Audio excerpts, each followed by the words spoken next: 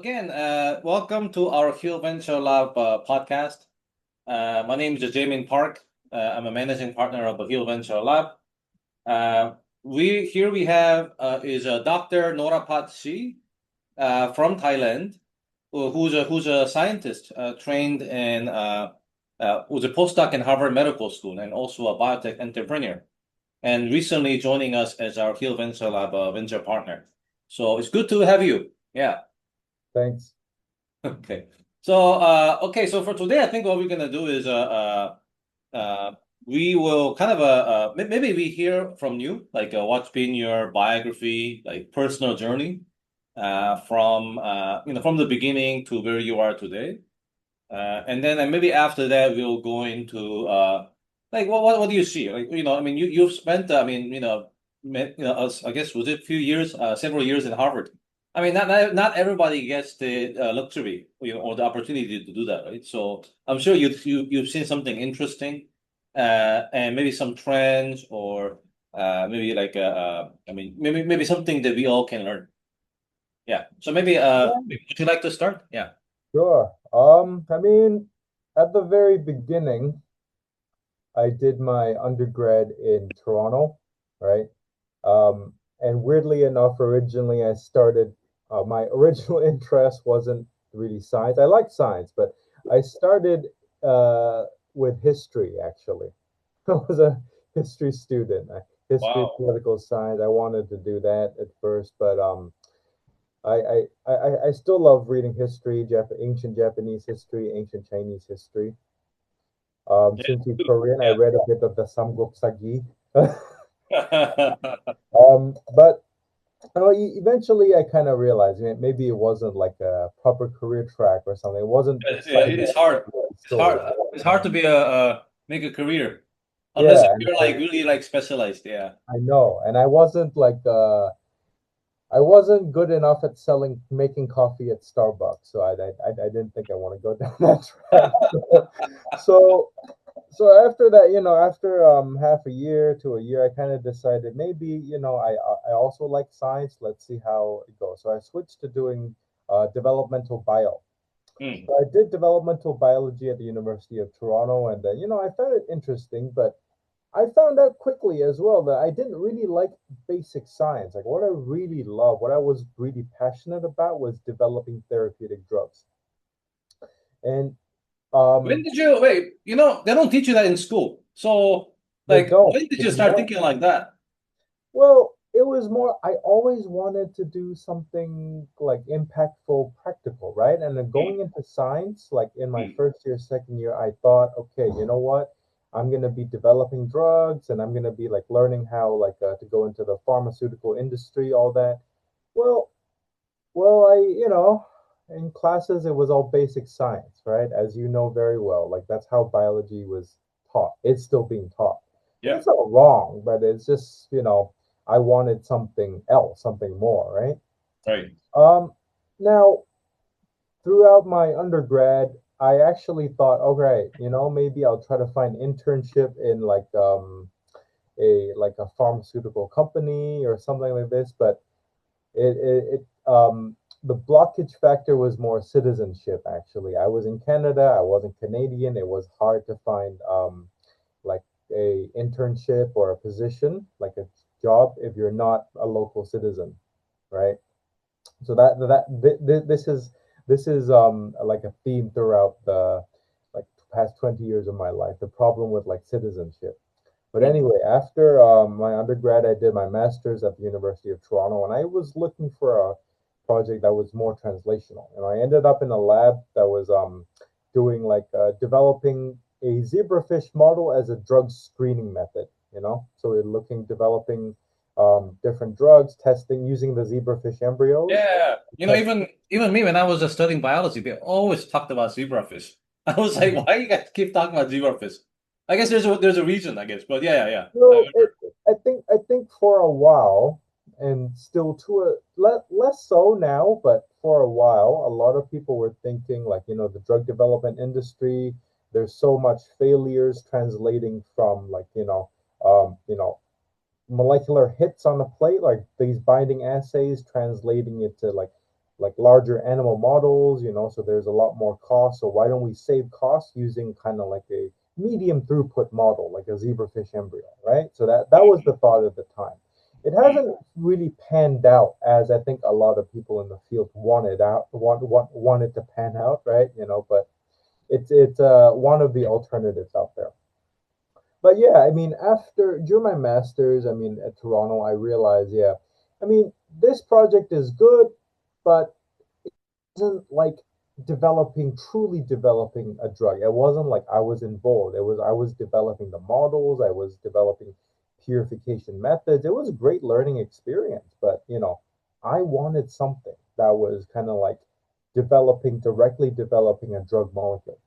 And Mm. so I was looking for a PhD project with such a component, right? Mm. Now, originally, I was only applying in North America, right? Several places, and um, I because I was already based in Toronto, so I was applying in like different famous schools in North America, John Hopkins, U Chicago, Mm. different places in California. But I realized most of these places, yeah, they were like some of them, they were in the centers of like biotech development, which was great, but the projects were very basic science. And I was a bit like, can I actually put myself through this? Mm. So weirdly enough, one day I was watching, like I was reading online. I read a Discovery Channel article where about a guy in Singapore catching snakes and ticks and making use of their venom and saliva to develop medicine, right? So I was like, okay, Oh, wow. maybe this is something pretty cool. So I decided, why not? I contact the guy and then let's see how it goes. So I contacted the Wow. guy, had a call with him, and then basically came up with a project where I would be developing a new drug molecule, and then I Wow. would have kind of like this would if we could develop this, I could actually bring this out as a company. So that Wow. was like, wow, this is not normal for a PhD project. So I decided to fly over to Singapore to work with this Wow. lab. So What year was this? this was 2012. Wow. Okay. I think I was in Singapore then. Wow. But yeah, this was 2012. The lab was the professor was Kinney, so Professor R. Manjunatha Kinney. So he's like a top researcher in the snake venom field, right? Mm. So he like studies a lot of these like protein structures from like snake venom, and he had built, I think at the time, was Singapore's supposedly first true therapeutic startup called Pro Therapeutics. At the Mm. time, like there was very little support in Singapore for any therapeutic drug development. So Mm. he was probably one of the first, if not the first, to be developing a therapeutic drug in that environment. But and of course, his company didn't work at the time, but he still had that passion to do something, right? And Mm. I came at the right time because they were developing a several anticoagulant peptides that they had developed that they had isolated from snake venom and tick saliva. Mm. And then that was my PhD. We were developing different animal models, developing different methods for quantitation of this molecule in animal and human blood for like PKPD studies, right? When you need to develop these drugs. Mm. Mm. So I did a lot of those PKPD studies, developing animal models and like small animals, large animals. And in my fourth year, this was like 2016, we found that, in pigs and in rats, um, two of our peptides had a very good efficacy compared to the standard of care called heparin. So Mm. maybe let me backtrack a little, right? For what we were developing these anticoagulants for, we were developing it for patients who come into the come into the hospital with a heart attack, right? So they usually get taken for this procedure called PCI or percutaneous coronary intervention. Mm. So the cardiologist will insert catheters into the coronary artery, right, Mm. in order to inflate a stent and basically go kind of like remove that blockage, right? But the issue is you deploy the stent, you damage the surrounding tissue, so that causes a lot of other problems, right?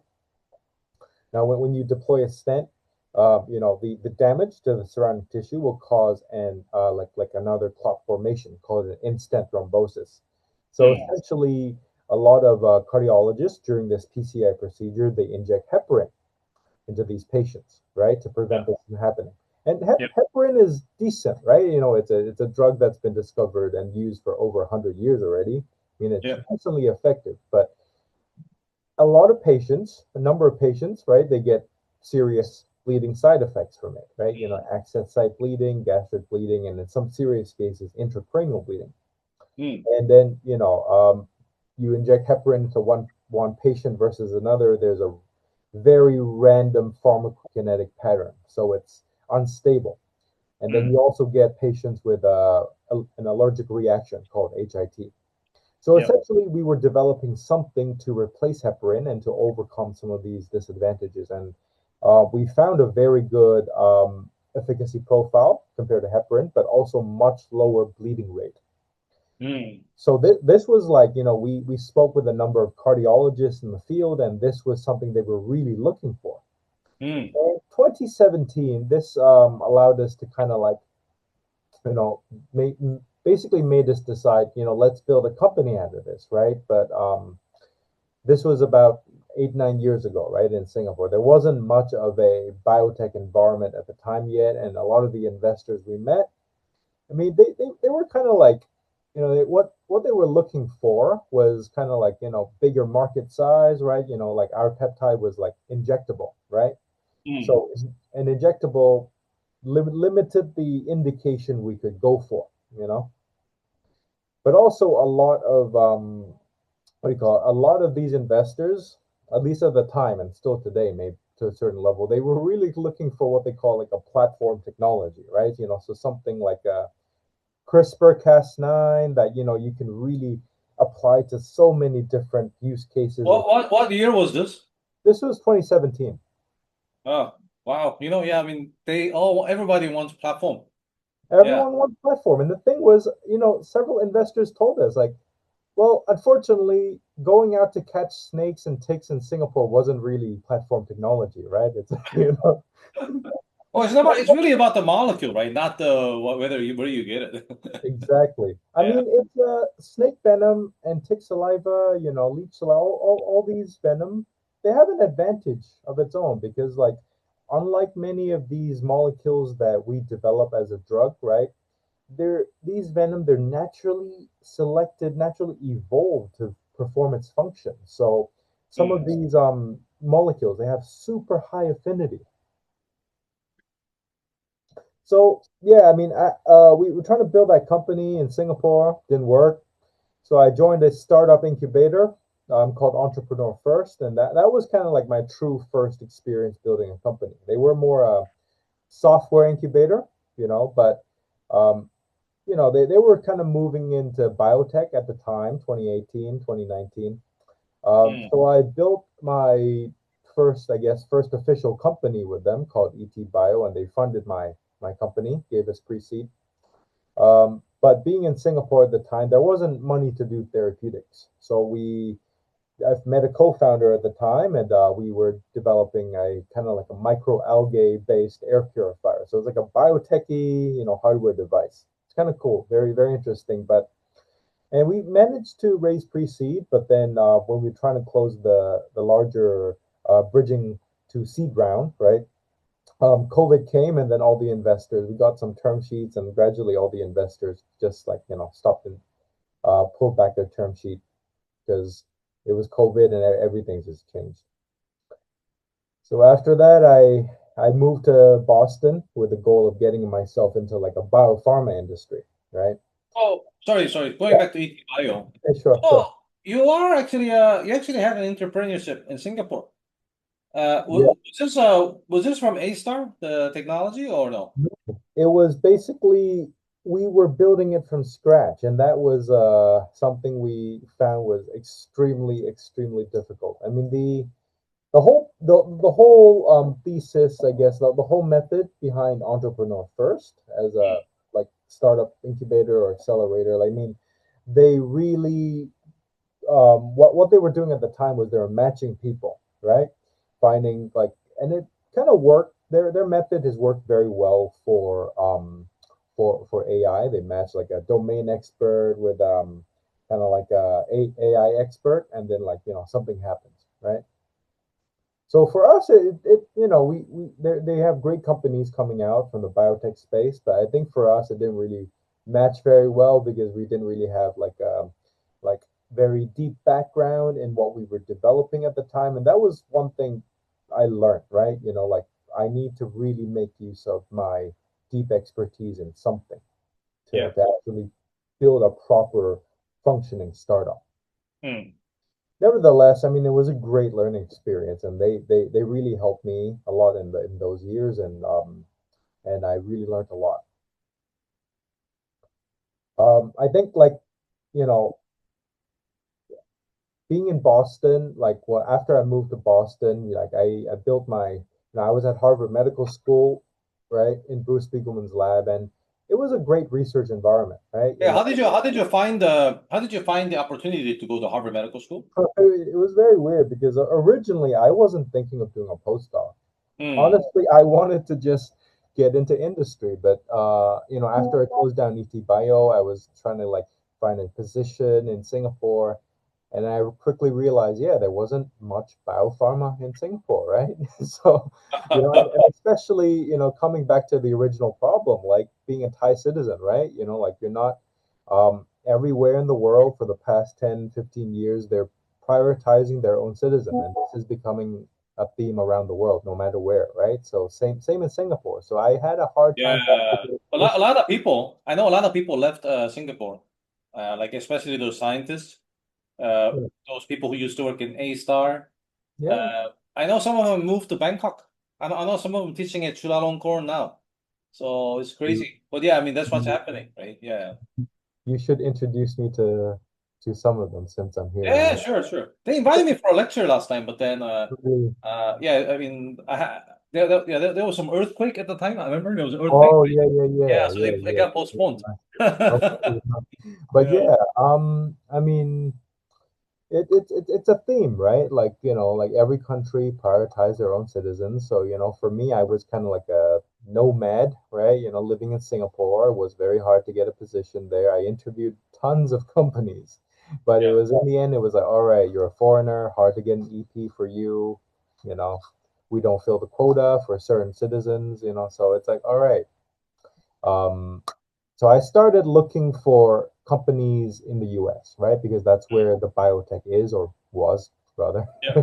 um, uh, and I interviewed a ton, but same thing. You don't have a green card. You're not there. They're like Yeah. they'll say we'll we'll look out for you if there's any matching things, but in the end, nothing. So I started applying for a postdoc, and I just because years ago I had heard of Bruce Spiegelman's name, right?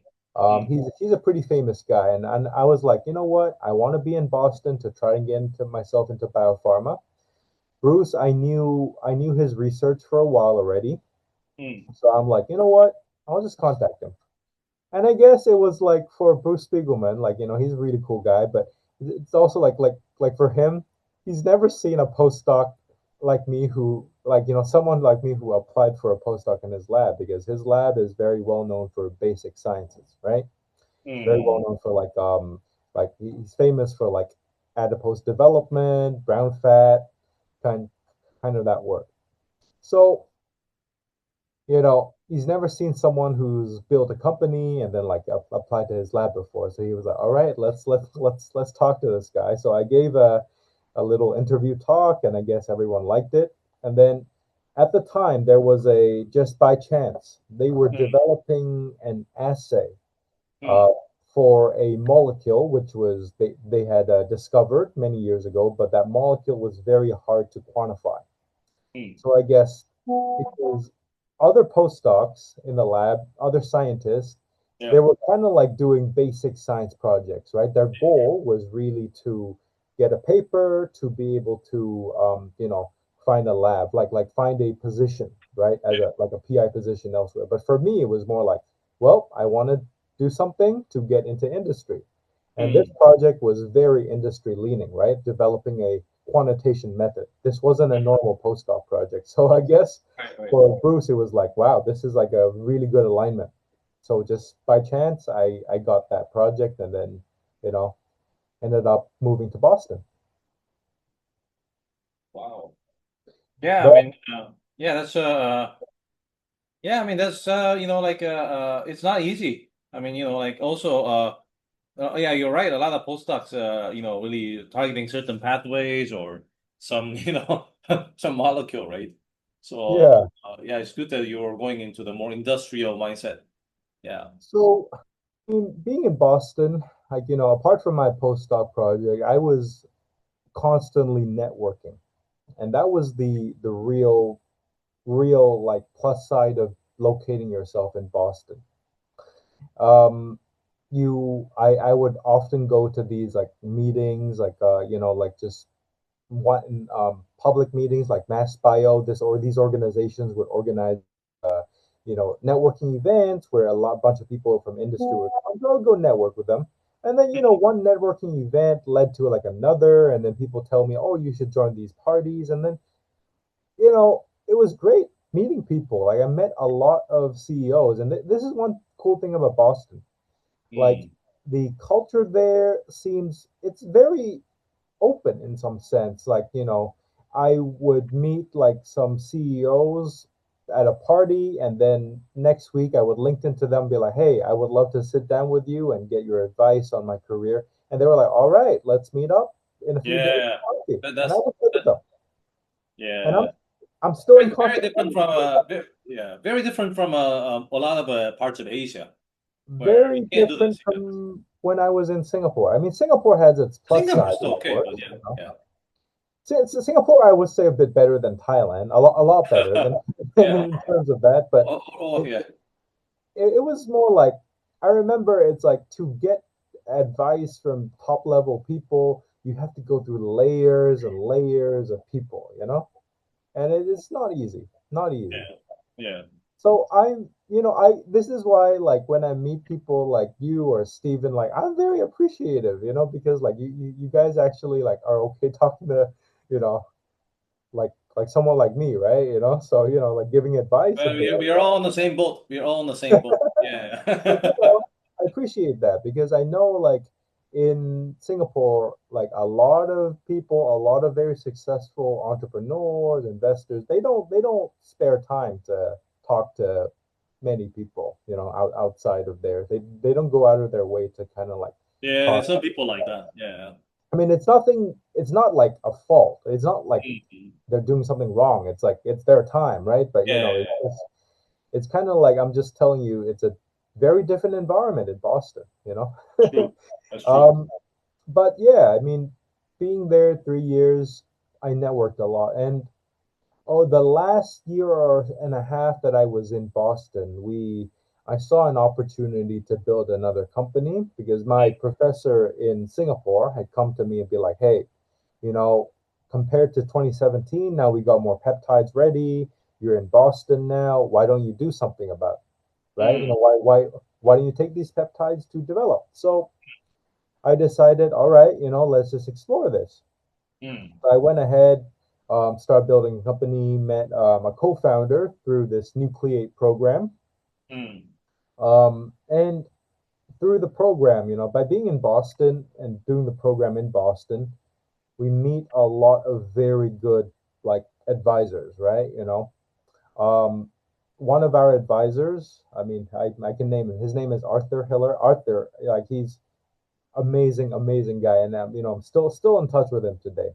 mm, Um, he's been through like years and years of biopharma, grown in that industry, used mm, that experience to build his own company, and uh, very successful, very well known in the Boston scene. And I kind of wanted to be a bit like that guy, kind of like grow myself in the industry.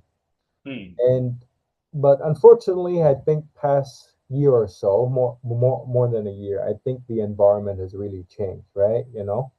mm, Biotech, like a lot of companies they're not able to raise funding, right? mm, Um, people just don't have a job anymore in biotech, right? It's very hard to get a new job. Yeah, yeah, People who are in the industry already, yeah, they may have some ways of like getting things in the industry, but if you're not in a position within the biopharma industry now, it's yeah, really much harder to get in. So things yeah. changed. So you were the last role was the Mithridates. Uh, Yeah, Mithridates was the historical guy who kept giving himself a venom. So I can imagine. Yeah, that's okay, okay, yeah, I can see that. I'm The I'm you glad you I I'm can see glad that. you I can know see that that. why Yeah. I can see why you call yourself a history buff. Okay. Hey, But it so was a yeah. good story. Oh, yeah, go ahead. Yeah. Huh? Oh, no. I was just saying it was a pretty cool story because it's like the guy, yeah, I mean, as you say, he was scared of getting assassinated, right? So Yeah, he yeah, would yeah. inject himself with like snake venom, spider venom, or different poisons from various leaves, and then he would also take these things to make a medicine which he believed could prolong his life. Now, the problem was he was fighting against the Roman army. And then Yeah. Rome was the superpower. So the Roman army defeated him in battle and then they surrounded his city. And now he wanted to kill himself by poisoning, but then he was like, he already become so strong that he just couldn't die. Yeah. Sometimes when you prepare so much, it's like sometimes it backfires on you, right? Yeah. Oh, yeah. Hey, so I'm curious. So Harvard Medical School and Dana-Farber Cancer Institute, you're working in the same, I mean, I guess it's like the same place, right? it's Uh, it. So the Dana-Farber is a hospital and a research institute, but it's affiliated with Harvard Medical School. okay, yeah. Um, so your lab was actually in the Dana-Farber Cancer Institute. Yes. Okay, understood. How many labs are there like this for biopharma? Oh, I mean, biology related, maybe a bit of bioengineering. I don't know, like I would say in the thousands. Okay. Um, you know, like I talked to MD Anderson a few months ago, and they have a lot of IPs that they want you to develop. But it's like this, right? If you have like 100 IPs, maybe one or two get selected Hmm. for potential funding, right? Yeah. And from that pool, from that, that selected pool, you also have to like make it to, and then you have to like all this filtration process, and then essentially you're like one in 10,000 or more.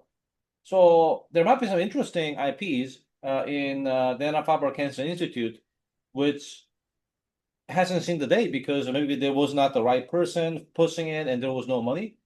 Maybe we should try to connect with them and see if we can, kind of see like there are some interesting biotech in Asia, right? So like, can we use your IP and try to develop it further?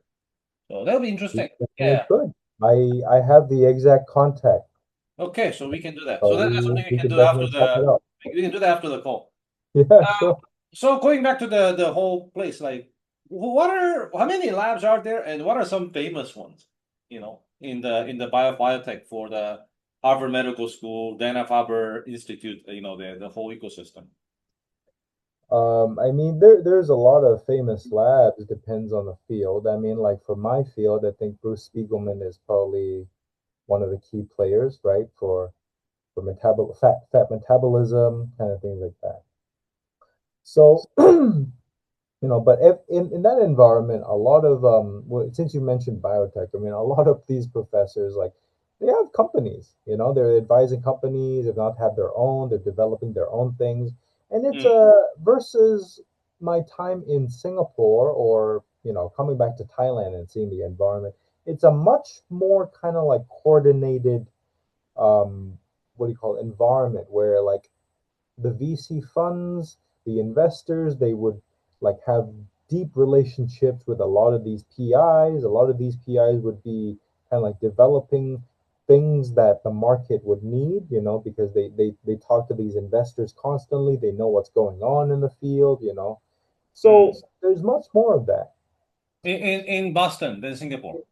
In Boston, yes. Yeah, okay. Um, like, when I was at the Dana-Farber, you would often see sometimes like investors would just walk in, be like, hey, like talk to the PIs, get introduced to like the people in the lab, yeah. So there's like a relatively close collaboration in some sense, right?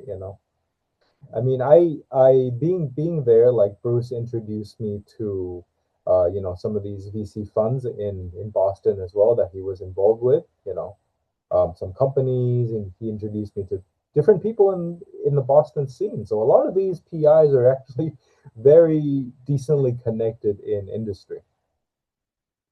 Yeah, that's something that I mean of course maybe we talk to somebody in A Star or Biopolis, they have a more like up to date how things work. But in general, that's something that the academia and industry interaction, academia and investor interaction is something that I think the Boston ecosystem is has a strength. Mm, Versus, let's say, if you go to other countries or even other parts of the U.S., right? That connection is not. I mean, they're trying to replicate that, but it's not quite there, right? It's not the degree about how it's being done in Boston. I mean, you come to Asia, a lot of professors, a lot of academics, like pure academics, right? And I mean, they used to kind of have this. I mean, oh, I was in J.P. Morgan, Taipei, about a month or two ago. And mm, the chancellor of Berkeley was saying, mm, hey, before the academic guys would frown upon having the industry association. But mm. nowadays, everybody wants to have an industry association. Like, Yep. they're happy to disclose and also kind of like a show, like, I mean, they even have a database showing this, they're saying. Yeah. So in Asia, I think it feels like, I mean, like, it's still not quite there in that sense. You still have this kind of, oh, industry, it's kind of like this way. But at the end of the day, money has to come from somebody. I mean, whatever you do, whether you're doing academia or industry, or you need money, right? So Yeah. you have to figure. I mean, you cannot like just be like, oh, I'm just going to be academic. I mean, especially in Philippines, I see a lot of that. Like a lot of these guys is like this.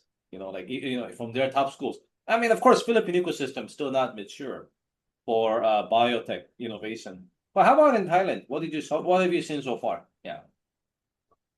Similar case to what you see in the Philippines. I mean, like, I think there's in both Singapore and Thailand, there's like a push from the government side to try to translate innovation, right? But I think, um, I mean, I don't want to put past kind of like firm judgment, and I think like many both systems are trying as much as they can to do the best they could, right, to improve the whole thing. But I, and this is just my personal opinion, it might be totally wrong, but I feel like Singapore's growth in science at the start, it's like they've done well, but it's at the kind of like the way they've done it is kind of like bring in people to publish well to get the impact factor and hence get the high impact factor papers so they can get like a higher ranking score in these university things. So it becomes like they everyone in Singapore knows what a KPI is. When I say the word KPI in Boston, everyone's like, what? What's a KPI? No one cares about impact factor. Mm. Everyone just publishes to get like their name out there to publish their work. But in Singapore, because it's kind of like they bring in people past 20, 30 years to develop the country, build the science, but the metric they use to measure that is KPI, is basically impact factor, all these rankings, and sometimes these the people who they bring in who have that mindset of growing in like the publishing to get just the ranking, it's not necessary the type not necessarily the best type of people to be innovating things, right? They don't, because they rather have that mindset where I just want to publish to get like, higher ranking paper, to get my promotion, to look better and they don't really care about developing things. They don't care truly about the science in some sense, I would say. Yeah. Well, a lot of academic guys just want to do research. and get Yeah. paid, right? So this is one of the things I really loved about my former PI, Kinney. Like he never really cared that much about impact factor. He Mm, loved his work. The snake venom field, the honest truth is impact factor isn't very high. It's not a very big field, right? mm, Everyone wants to publish cancer stuff because it's like very high impact factor and they get high publications. yeah. Mikey, I never cared. I like him. I never really cared about impact factor. I cared about like, can we develop something cool, Mm, something like useful, a useful therapeutic drug, and that was my purpose. mm. But Yeah, yeah, I yeah. mean, Thailand. I've been back 8 months now. I think like compared to Singapore, if you put it in plain terms, Thailand is like 50 years behind in some sense. That's I mean that's a lot. That's kind of a big number. It's a big number.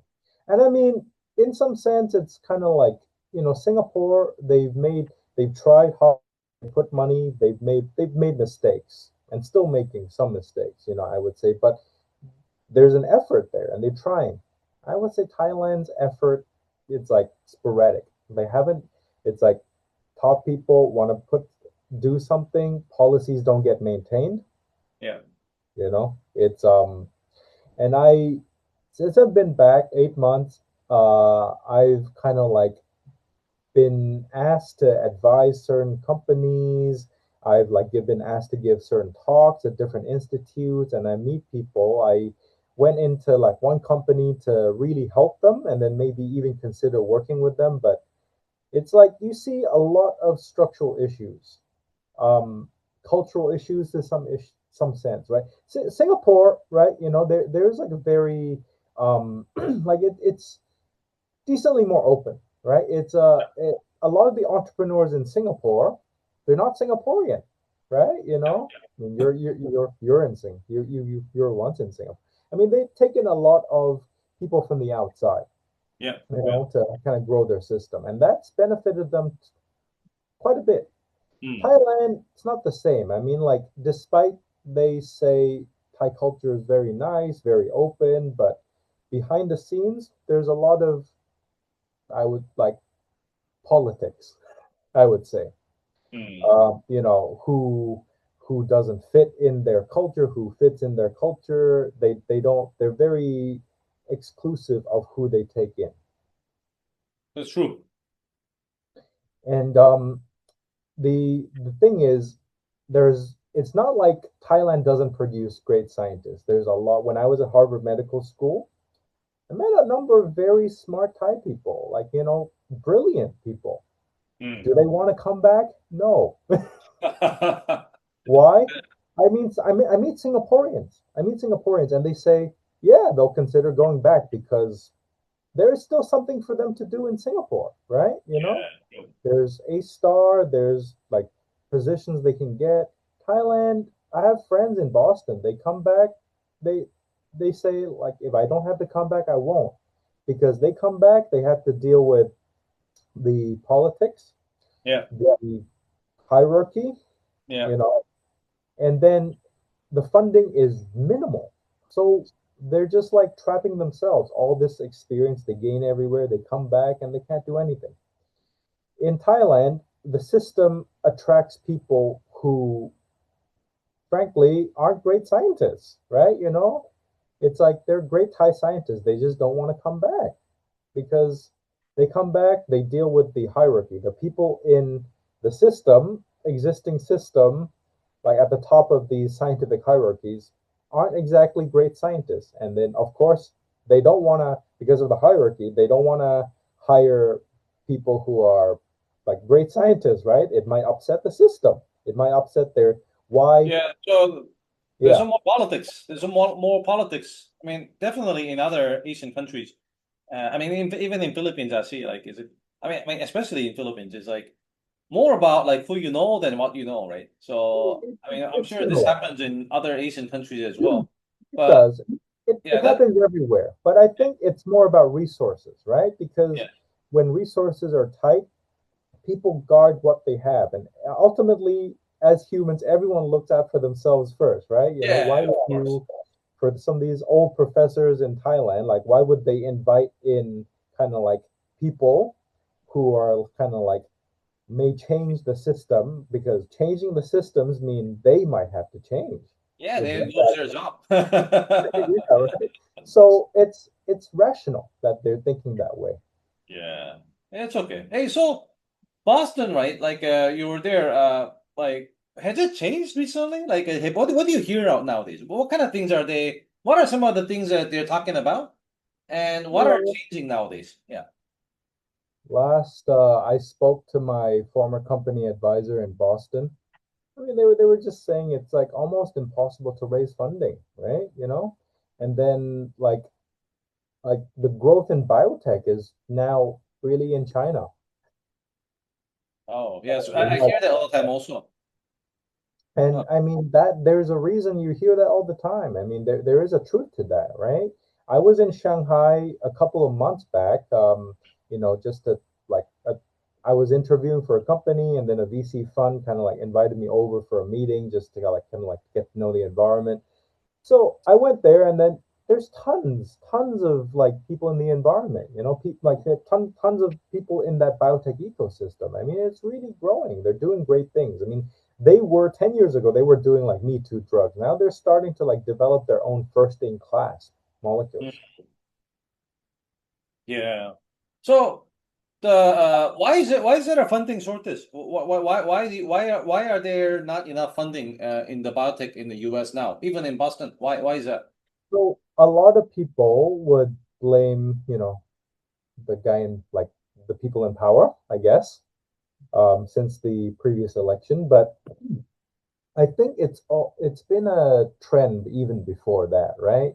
Hmm. Um, VCs start to invest less in early stage, more people in the field, and hence like um, grants, like less grants for everyone. So I think it's been a trend for a while, but I think the current administration has made it much worse in some sense, right? Okay. Okay. Yeah. So I mean that's the I mean that's actually global, right? Not just the US, right? It is global. It is global, Yeah. but I think what like even in China, I was in China, and then people say it wasn't as much funding, much investment around as a few years ago. But I think that system is they're building it to be more resistant, more tolerant to like fluctuations from the outside versus many other systems. Yeah. Okay. Okay. Um. So, what are some of the interesting biotech companies or investment funds coming from Harvard, the ecosystem? Do you have seen? Hmm, a lot actually. I mean, it's hard to name one or two. I mean, of course, like you pass many years, you see like a lot of companies um, that develop like CRISPR-Cas9 technology, a lot of PROTACs technology, a lot of these things. Can't really pinpoint one or two. That's my favorite, but I think the whole ecosystem is just very very very mature. Okay. So, what do you think? I guess we have 5 minutes left, but I mean, you know how it is in Singapore. You know how it is in Thailand, right? Yeah. So, what can we do? Like, I mean, what can we do as an ecosystem? But also, what can we do? What do you think we can do as HVL? What do you think? Where do you think is an opportunity? Yeah. So I think in terms of a system, when a few months ago I was asked to by the top university in Thailand to go in and uh, speak to the dean, Mm, the dean of the faculty of medicine, and they were like asking me, can I help them build kind of like improve their ecosystem or something like this?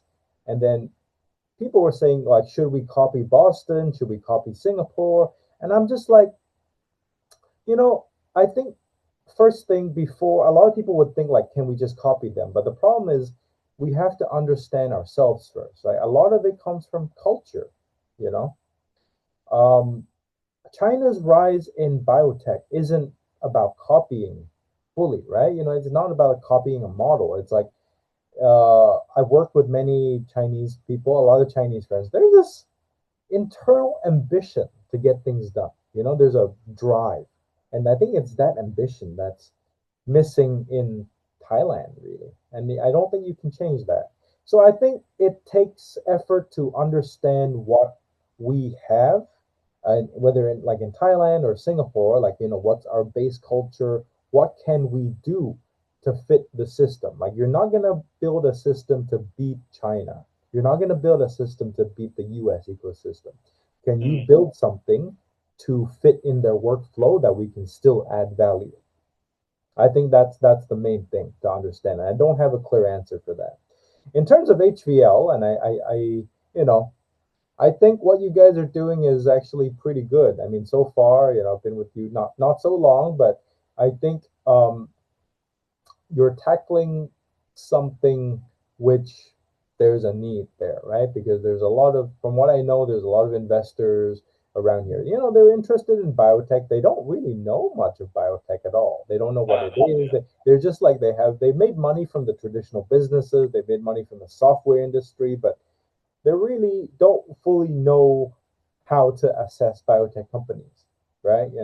I think that's where we can really start off, and then, I mean, we like both you and we already have a link to like different groups in the US. I mean, as you mentioned earlier, I think we can go to the Dana-Farber, go to Harvard Medical School and start like, looking at interesting IP, right, that we can help them develop. Yeah. And I think from another angle, there's also something pretty interesting, which I didn't mention to you, but um, we're before we were thinking of like getting investors here to invest in things to like in for U.S. technology, right? For growth in the U.S. But there are also a lot of diseases in Southeast Asia, right? That's endemic here, right? Yeah. I I was speaking to a company just a few days ago. They were developing like an anti-venom tablet, basically for snake bites. And this is a problem that's very huge problem in this region. So I think Yeah. we can really look for diseases, like technology companies that are developing IP that are targeting diseases that are endemic, that are bigger problem in Southeast Asia, and we can use HVL as a mechanism to bring them over.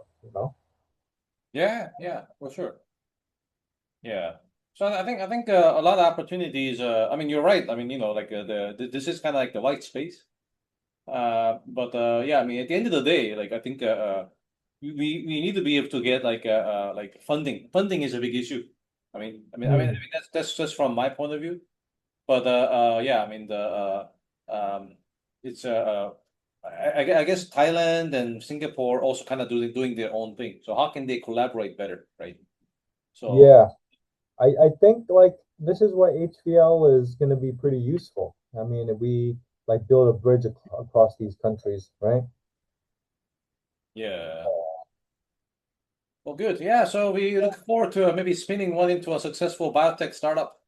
Or Okay. let's say, yeah, I mean, I mean, we're working on a few deals, but really, I think actually, like a problem is a lot of innovations we see in the the biotech. The ones that fundable are Hmm. sometimes not necessarily like relevant to the local markets, right?